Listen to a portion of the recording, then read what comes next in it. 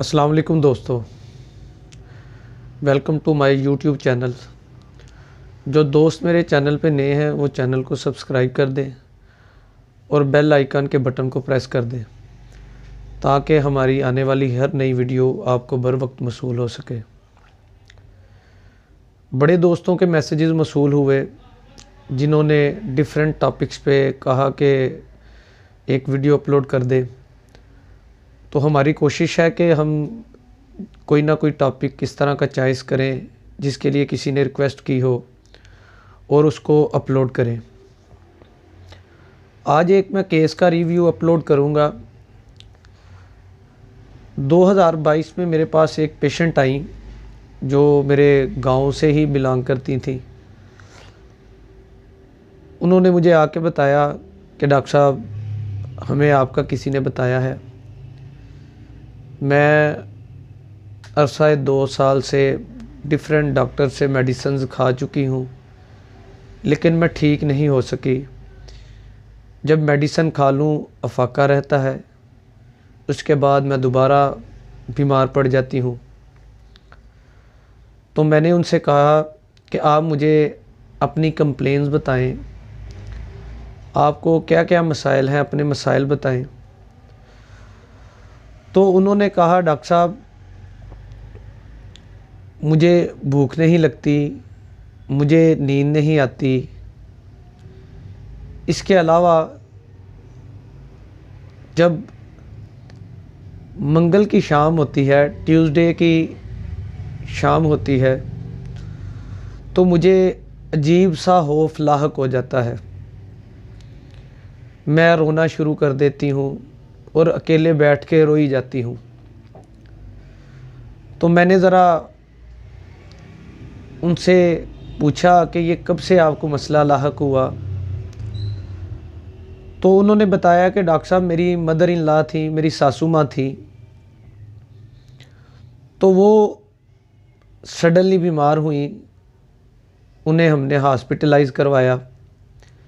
तो मंगल की शाम को हमें हॉस्पिटल से अचानक फ़ोन आया कि अम्मी जो हैं, यानी कि मेरी सास, वो वफ़ात पा गई हैं। डॉक्टर साहब, वो बात सुनने की देर है। उस दिन से मेरे साथ ये मसाइल चल रहे हैं। मैंने कहा, जी मज़ीद अपने बारे में कुछ कहना चाहती हैं? उन्होंने कहा, डॉक्टर साहब, बस बच्चों की तरफ भी ध्यान नहीं दे पा रही, हस्बैंड की तरफ भी ध्यान नहीं दे पा रही, घर के काम करने को भी दिल नहीं करता। ये तमाम उनके सवालात थे जो मैं उनसे पूछ रहा था। इसके बाद मैंने उनसे कहा, आप मुझे बताएं, आपकी ये जो शादीशुदा लाइफ है, इससे पहले आप कभी बीमार हुई हैं? कोई आपको मसला हुआ है? तो उन्होंने कहा, नहीं डॉक्टर साहब, मैं बिल्कुल ठीक थी और मेरी जो शादी है मेरे ताया जान के घर हुई है। मेरे जो मायके हैं, 2 घरों के फ़र्क से मेरे मायके का घर है और फिर मेरा ससुराल है। एक ही गली में दोनों घर हैं। मैंने कहा, जी कुछ मज़ीद आप कहना चाहती हैं? चूँकि उनके साथ उनकी वालदा आई हुई थी। हमेशा जो मरीज़ मेंटली तौर पे, ज़हनी तौर पे परेशान हो या डिस्टर्ब हो या इलनेस हो, सिक हो, तो उसकी तमाम बातों पे डॉक्टर को या फिजिशियन को यकीन नहीं करना चाहिए, बल्कि जो उसके साथ लवाहिकीन उनके होते हैं या जो साथ ले के आने वाला बंदा होता है, उससे भी कुछ हिस्ट्री लेनी चाहिए।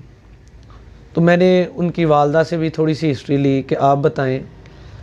तो उन्होंने मुझे बताया, डॉक्टर साहब, ये बात बात पे रोती रहती है, कोई काम नहीं करती, खाना नहीं खाती, सोती नहीं, मायके से उठती, घर अपने ससुराल से उठती है तो मायके आ जाती है।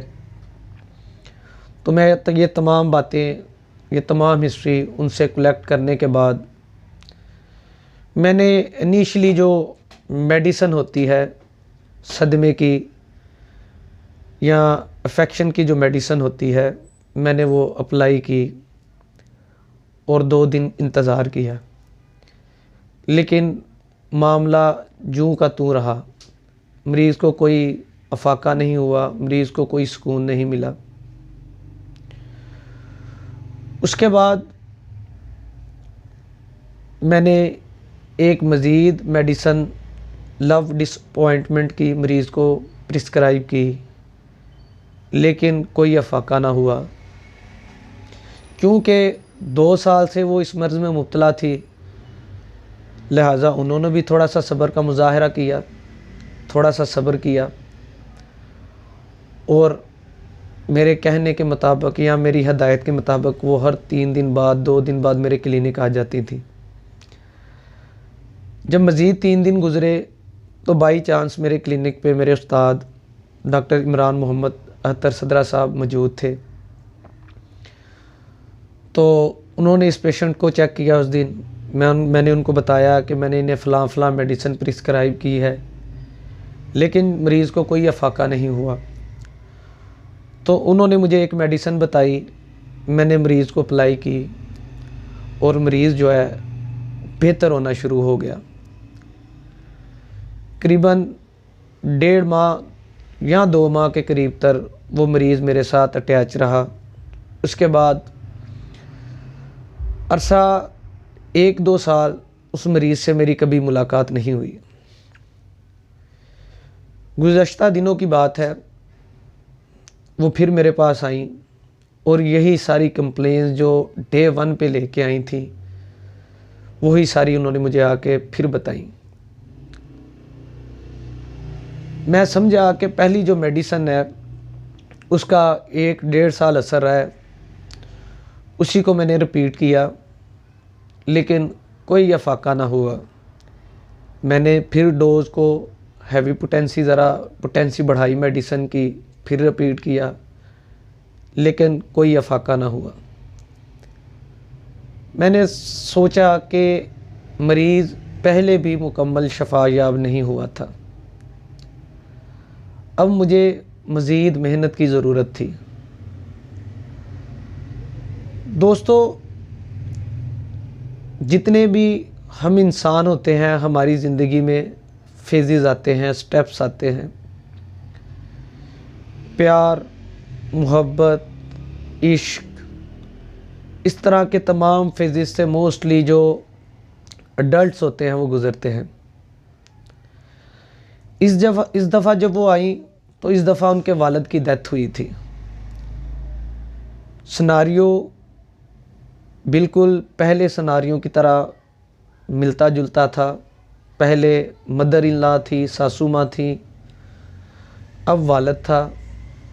तो मैंने समझा कि सिनारियो सेम है, लेकिन गलती किसी जगह पे है, उसको दुरुस्त किया जाए। दोस्तों, एक होता है किसी से प्यार करना और एक होता है सब कुछ किसी के अपना सुपुर्द कर देना, उसके कदमों में अपनी जान, अपना माल, अपनी हर चीज़ रख देना।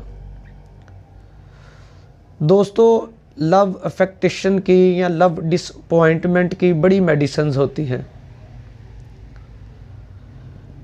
लेकिन मरीज़ का बिहेवियर, मरीज़ का अंदाज़ उसकी रेमेडी सेलेक्ट करने में बड़ा अहम किरदार अदा करता है। लव ज़रूरी नहीं कि आप किसी एक लड़की को किसी एक लड़के के साथ ही हो।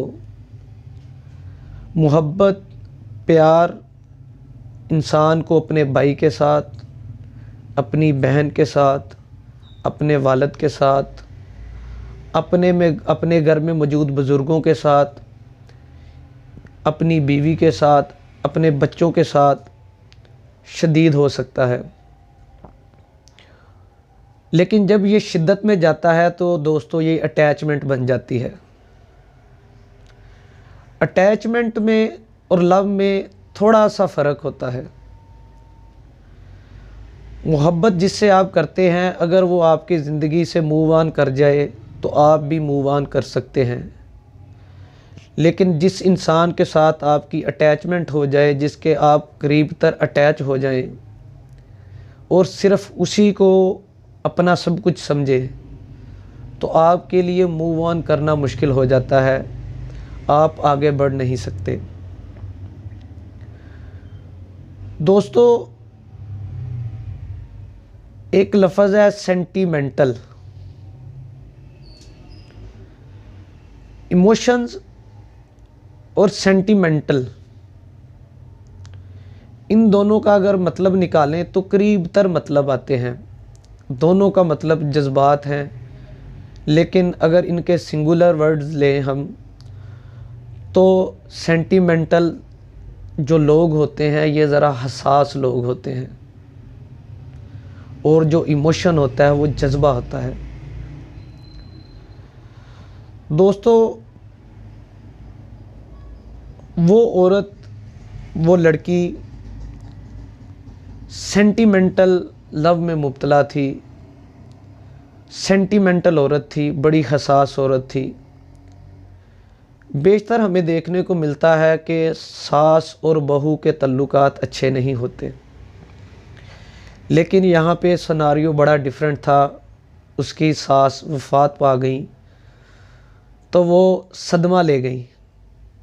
इवन के उसके जो शोहर, उसके जो दीगर ससुराल वाले लोग थे, वो कहते थे वालदा हमारी वफ़ात पा गई हैं, हमने इतनी परेशानी नहीं ली, तो ये शायद बहाने कर रही है या हमारे साथ मजाक कर रही है।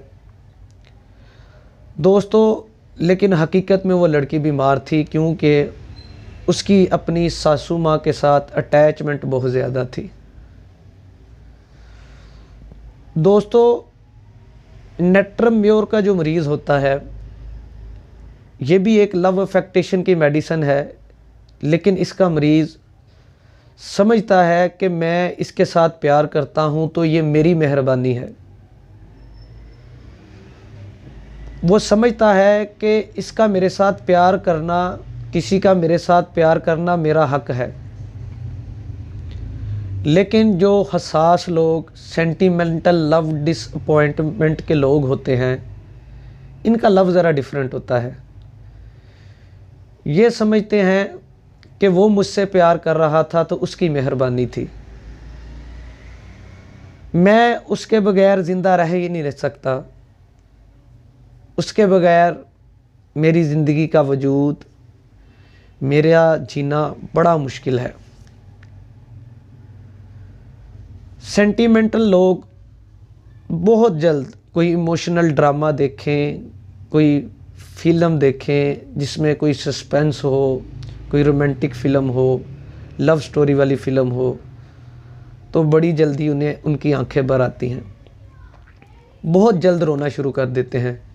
इवन दो अग्निशिया भी जल्दी रोती है, सम टाइम पल्साटिला भी जल्दी रोती है, लेकिन दोस्तों एंटम क्रूड जो है वो बड़ी शिद्दत के साथ रोता है।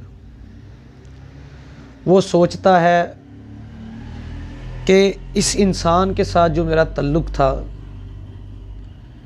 ये इंसान जो मेरी ज़िंदगी में था, ये बड़ा अहम था, इसके बगैर मेरा सरवाइव करना, इसके बगैर मेरा जीना बड़ा मुश्किल है। कुछ और रेमेडीज़ भी हैं, जैसे कि हायोसेमिस है, वो भी लव डिसअपॉइंटमेंट की मेडिसिन है, लेकिन वो बदला लेती है, वो बदले की आग में जलता है, और जो उसको, जिसके साथ उसकी डिसअपॉइंटमेंट हो, उसकी कोशिश होती है कि उसे कत्ल कर दिया जाए। लेकिन दोस्तों, एंटम क्रूड का बिहेवियर बड़ा डिफरेंट होता है। बाज़ दफ़ा अपने वालिद से उसका सेंटीमेंटल लव होता है, बाज़ दफ़ा अपनी क्लास फेलो से, बाज़ दफ़ा एक टीचर से बड़ा सेंटीमेंटल लव होता है। लव का मतलब होता है कि वो उसको अपने करीब तर समझना कि ये मेरा अजीज़ तर इंसान है।